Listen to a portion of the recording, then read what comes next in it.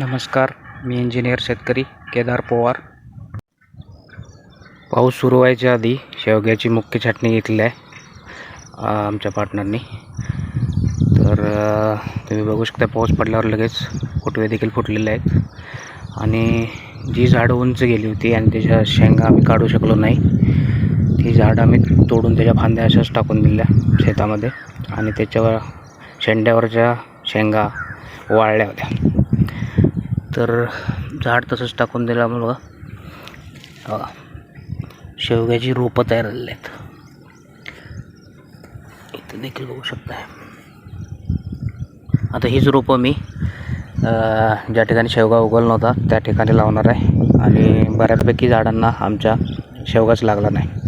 मग अशी झाडं आम्ही आयडेंटिफाय केलेली आहेत. आणि त्या झाडांच्या शेजारी हे आता फील्ड प्रूव्हन शेवग्याचं रोप मी लावणार आहे, जेणेकरून पुढच्या वेळी ह्याला 100% शेंगा लागतील. तर आम्ही शेवग्याचं बी टोकन केलं होतं. आणि त्याचं रिझन हे होतं की जरा शेवग्याचे रोपं विकत आणली बाजारातनं आणि ती लावली तर त्यांना शॉक बसण्याचा चान्स असतो.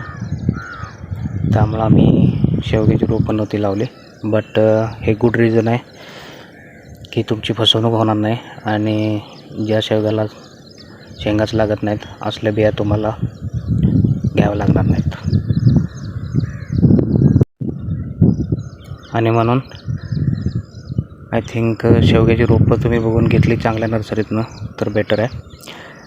ॲक्च्युली आम्ही नोव्हेंबरमध्ये बिया पेरणी केली होती.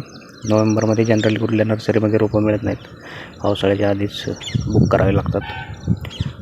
त्यामुळं आम्ही बिया पेरल्या होत्या.